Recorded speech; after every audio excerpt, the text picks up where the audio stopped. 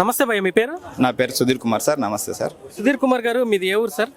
నాది నేటివ్ వచ్చేసి నందికొట్కూరు సార్, గణపురం జిల్లా. ఓకే సార్, మీరు ఇప్పుడు ప్రజెంట్ ఏం చేస్తున్నారు? నేను ఎస్జిటి సార్, గోనెగండ్ల మండలం. సార్ 2025 సంవత్సరంలో ఈ కూటమి ప్రభుత్వం దాదాపుగా 16,000 పైచీలకు పోస్టులతోటి డిఎస్సి నిర్వహించింది. మరి అందులో ఉద్యోగం సాధించారని చెప్తున్నారు మీరు.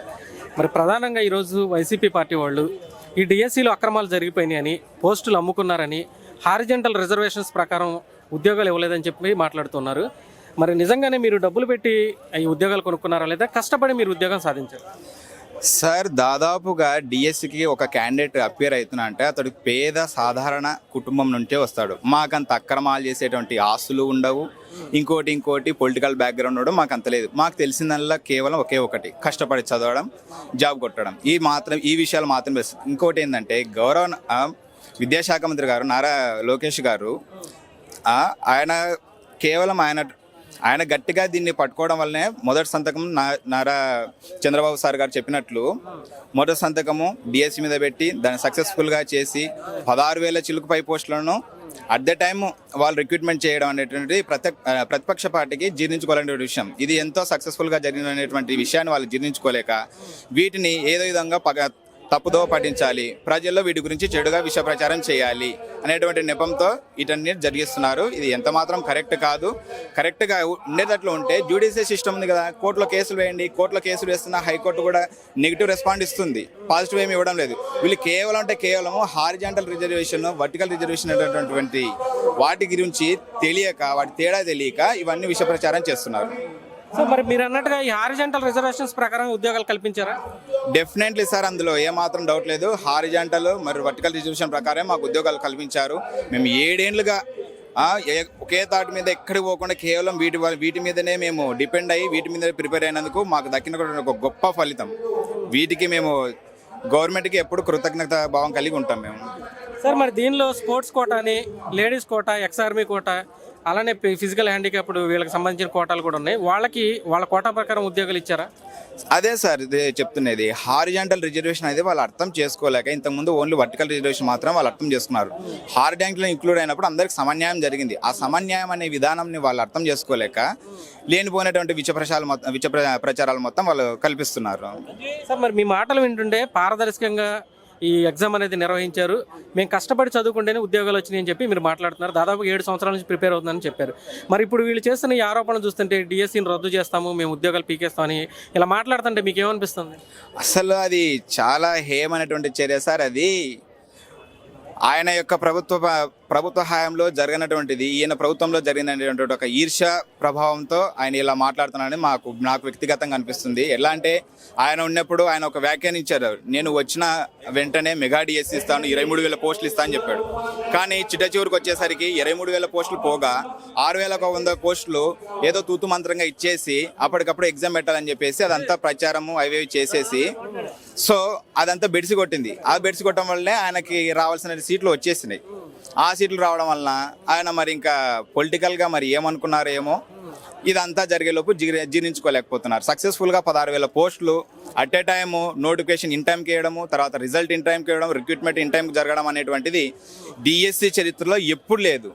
సో ఇంత పకడ్బందీగా పక్కాగా ఒక ప్లానింగ్తో డిఎస్సి రిక్రూట్మెంట్ అని జరిగినటువంటిది ప్రభుత్వానికి, ప్రతిపక్ష పార్టీకి ఎక్స్పెషల్లీ జీర్ణించుకోలేకపోతుంది. దానివల్ల ప్రజల్లోకి ఎలాగోలా విష ప్రచారం చేయాలి, వీటి మీద నెగిటివిటీని స్ప్రెడ్ చేయాలి. ఎందుకంటే దాదాపు పూర్తి అవగాహనతో మాట్లాడే వాళ్ళు చాలా తక్కువ మంది సార్. పూర్తి అవగాహన లేకుండా మాట్లాడినందుకు ఇవన్నీ ప్రజల్లోకి తీసుకెళ్తే వాళ్ళు ఏం చేస్తారు, పూర్తిగా తెలుసుకోరు, ఏదైనా చెప్పిందే వాళ్ళు నమ్ముతారు.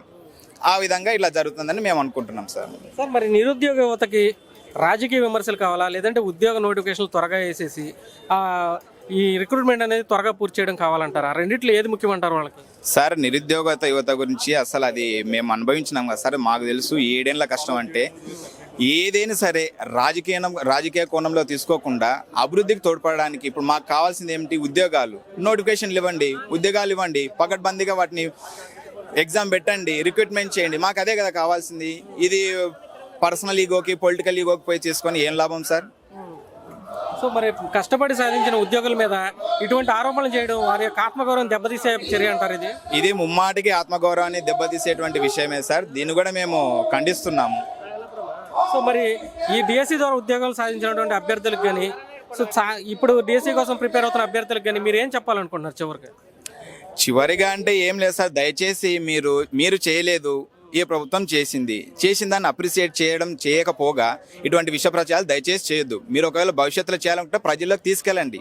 ప్రజల్లోకి మేము కూడా ఉద్యోగాలు రిక్రూట్మెంట్ చేస్తాము, ఈ విధంగా పక్క ప్రణాళికతో చేస్తామని చెప్పేసి మీరు కూడా ప్రజలకు తీసుకెళ్ళండి. అట్లా మీరు వాటి మీద అవగాహన కలిగించండి. అంతేగాని ఏదో పక్కాగా వీళ్ళు పెట్టినారని చెప్పేసి ఈర్ష్యతో వీళ్ళ మీద విషయ ప్రచారం అనేది దయచేసి చేయొద్దు.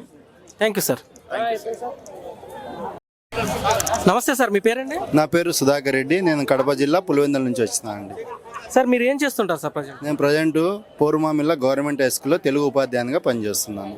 సార్ మీకు 2025లో నిర్వహించినటువంటి మెగా డిఎస్సి ద్వారా ఈ ఉద్యోగం వచ్చిందా? అవునండి, మాకు 2025 సంవత్సరంలో తెలుగుదేశం గవర్నమెంట్లో నారా లోకేష్ గారు ఇచ్చిన హామీ మేరకు నిర్వహించినటువంటి మెగా డిఎస్సిలో ఉపాధ్యాయునిగా సెలెక్ట్ కావడం జరిగిందండి నేను.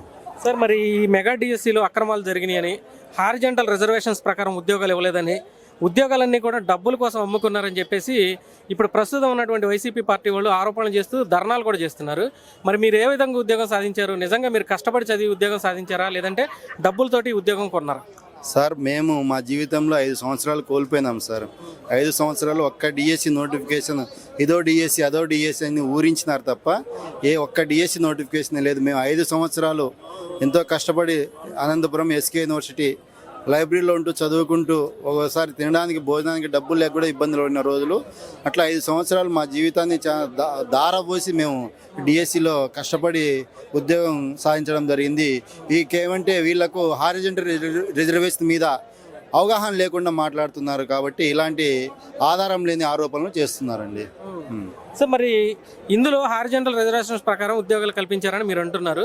మరి ఇందులో ex servicemen quota, ladies quota, sports quota, physical handicapped quota ఇవన్నీ కూడా వాళ్ళ ఉద్యోగాలు వాళ్ళకే కేటాయించి వాళ్ళకే ఇచ్చారా, లేదా ఉద్యోగాలు అమ్ముకున్నారా సార్? హారిజంటల్ రిజర్వేషన్లో ఎవరి ఉద్యోగాలు వాళ్ళకే కేటాయించి ఇవ్వడం జరిగిందండి. స్పోర్ట్స్ కోటా 4%, 4% ఉద్యోగాలు వాళ్ళకి కేటాయించి ఇవ్వడం జరిగింది. కానీ దీనిలో ఎటువంటి అవకతవకలు జరిగినాయని మేము అసలు నమ్మడం లేదు కాబట్టి మేము ఇక్కడికి వచ్చి ధర్నాకు సంఘీభావం తెలియజేస్తున్నామండి మేము. మరి మీరు 5 years పాటు కష్టపడి చదువుకున్నాను, ఇంటికి దూరంగా ఉన్నానని చెప్పి అంటున్నారు.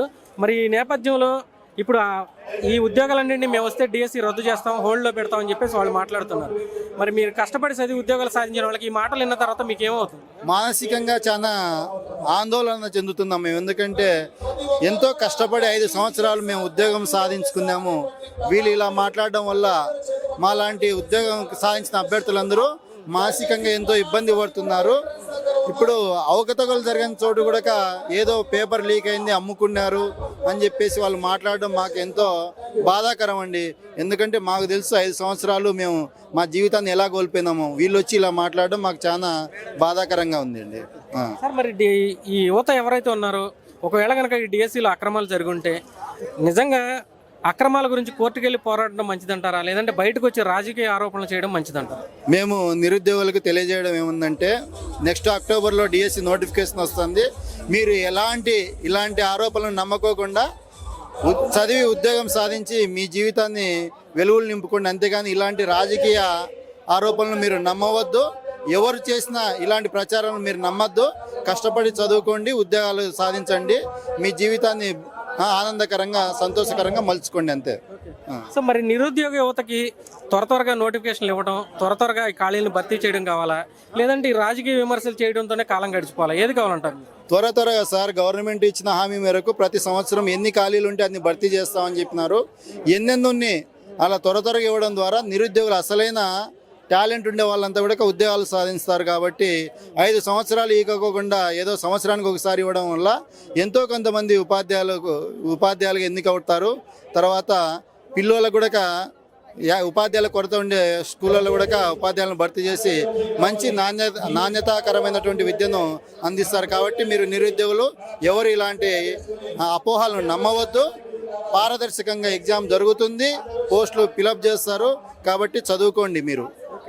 సో మరి ఇప్పుడు నిరుద్యోగ యువతకు కానీ ఈ డిఎస్సి ద్వారా ఉద్యోగాలు సాధించిన అభ్యర్థులు కానీ ఫైనల్గా మీరేం చెప్పదలుచు? చూడండి, ఇలాంటి నిరుపయోగమైనటువంటి ఆధారం లేనటువంటి వాటిని మీరు నమ్మకండి.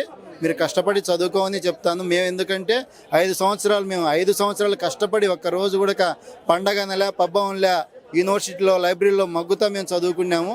కాబట్టి మీరు ఇలాంటి వాటిని ఏమీ నమ్ముకోకుండా కష్టపడి చదవండి, ఉద్యోగం సాధించండి.